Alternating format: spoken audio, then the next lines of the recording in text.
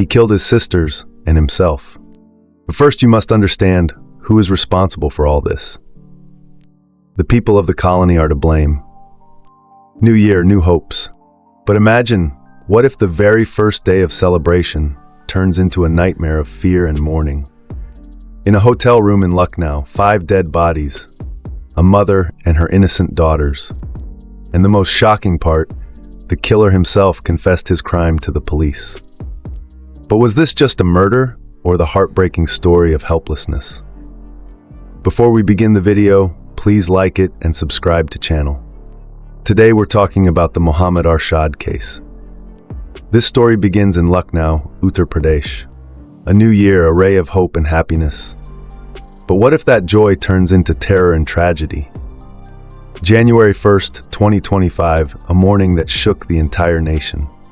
Around 8 a.m., a 24-year-old boy, clearly panicked, arrived at the Naka police station. Anxiety was written all over his face. With a trembling voice, he told the police, "There are 5 dead bodies in room 109 of Sharanjit Hotel." At first, the police thought he was joking. 5 bodies just like that? But the fear in his eyes and the seriousness in his voice made the police alert. A team was immediately dispatched to the hotel. Sharanjit Hotel, located right in front of Charbagh railway station. That's the address he gave. As soon as police opened the door to room 109,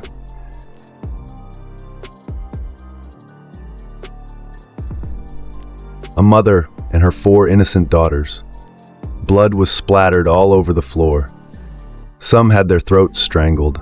Others had their wrists slashed with a sharp weapon. The police quickly informed senior officers. Within minutes, both police and forensic teams arrived and began the investigation. But the story didn't end there. That boy, standing at the police station, made another shocking revelation. These murders were committed by me and my father. The police were stunned, but the most disturbing part was what came next. Before committing the crime, this boy had recorded a video confession. In the video, he poured out his grief. He revealed how people from their locality kept harassing them. They were being threatened, their house was on the verge of being taken over. They were even trying to push his sisters into immoral activities. Crying, he said, "We begged for help everywhere, but no one was willing to listen." This wasn't just a murder story. It was the tragic tale of a family's helplessness and agony. If someone had heard their cries in time, maybe those 5 lives could have been saved. Room 109 of the hotel was now a full-blown crime scene. The room was sealed off. Silence hung heavy in the air. But inside, the sight was enough to make anyone's skin crawl. 5 lifeless bodies, a mother and her 4 young daughters. Every corpse bore marks of brutality. Some were strangled. Others had wrists slashed with sharp weapons. The blood-soaked floor stood as a chilling testament to the pain they must have suffered until their last breath. As police dug deeper, a painful story began to surface. This family originally belonged to Islam Nagar, Teddy Bagia area, Trans Yamuna Police Station, Agra district. The head of the family was Muhammad Badr, also known as Badruddin, aged around 50 years. He lived with his 40-year-old wife and their 4 daughters.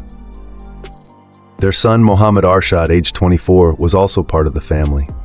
The daughters' names were Aliza, Rahiman, Aksha, and the youngest, Leah, who was just 9 years old. But now, all 4 daughters and their mother were found dead in that hotel room. Arshad himself had come to the police to report the incident, and he was still there. But the family's head, Badruddin, was missing. When the police asked Arshad about Badruddin's whereabouts, he said he went toward Charbagh railway station. This made the police even more alert. They acted swiftly and managed to track down Badruddin at the station. And once again, another shock, Badruddin confessed, "Yes, we did it, my son and I, we killed them all."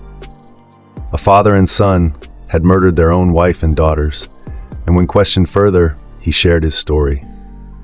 This story was not only heart-wrenching, but also painted a horrifying picture of a family torn apart, crushed under the pressure of society. It was the evening of December 16th, 2024. Around 5 p.m. in the Tedhi Baghia area of Islamnagar, Agra, Uttar Pradesh, an out-of-control vehicle suddenly crashed into a shop. At that time, a 9-year-old girl was inside the shop. She was injured in the accident, and that accident became the starting point of a major conflict. The vehicle belonged to someone from the same neighborhood. The driver also lived there. After the accident, the shop owner dialed 112 and called the police for help. He said, "Sir, these people are harassing me every single day. Please help me." The police reached the scene immediately and assessed the situation. But they didn't find it too serious. They settled the matter with a mutual agreement between both parties and warned them to avoid any future disputes. For a few days, everything remained calm. But this peace didn't last long.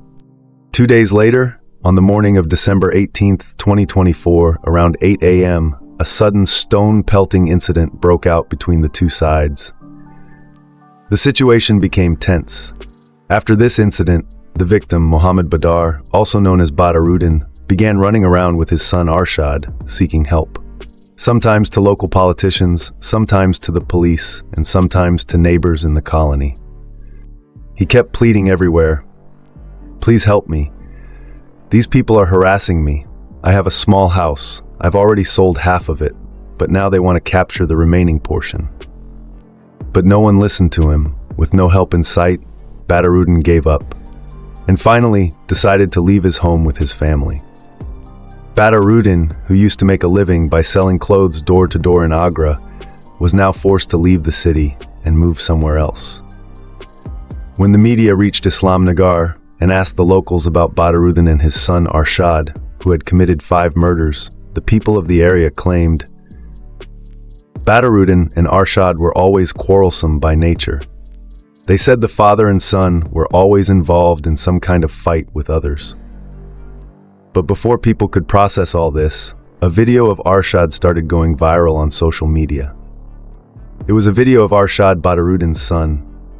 In the video, Arshad said, "We had a small house. We had already sold half of it, and now the people of the neighborhood were trying to capture the remaining part.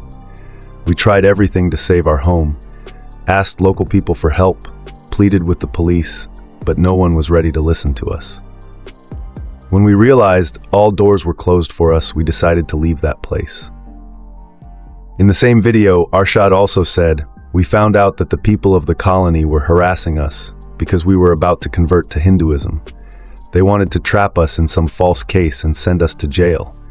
And they were even plotting to force our 4 sisters into dirty and shameful work.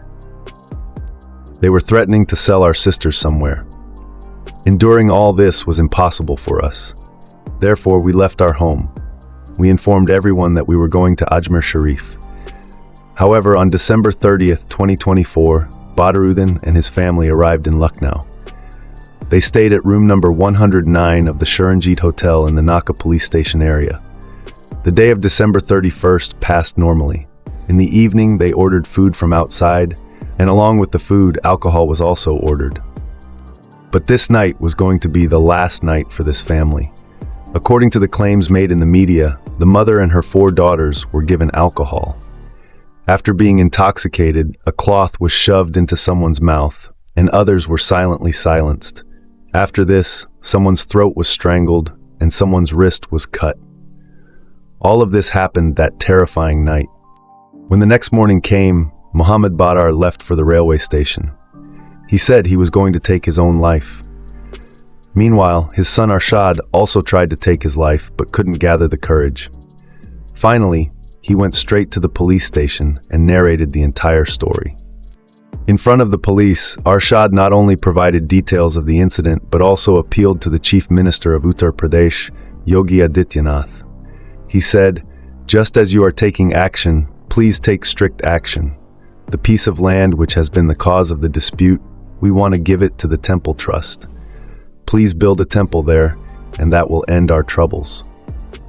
Arshad also mentioned, "The people who were harassing us and trying to seize our house should not be spared at any cost. When we spoke about converting our religion from Muslim to Hindu, the local people got angry. After this, they started harassing us even more.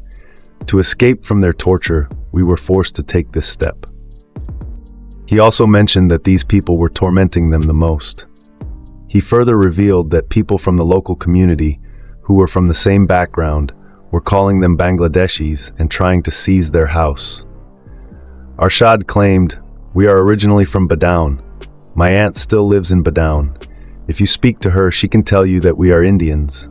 We also have old documents from 1947. But the locals were deliberately treating us as if we were Bangladeshis. Their intention was for us to leave and for our house to become vacant so they could take possession of it." The police are investigating the entire matter.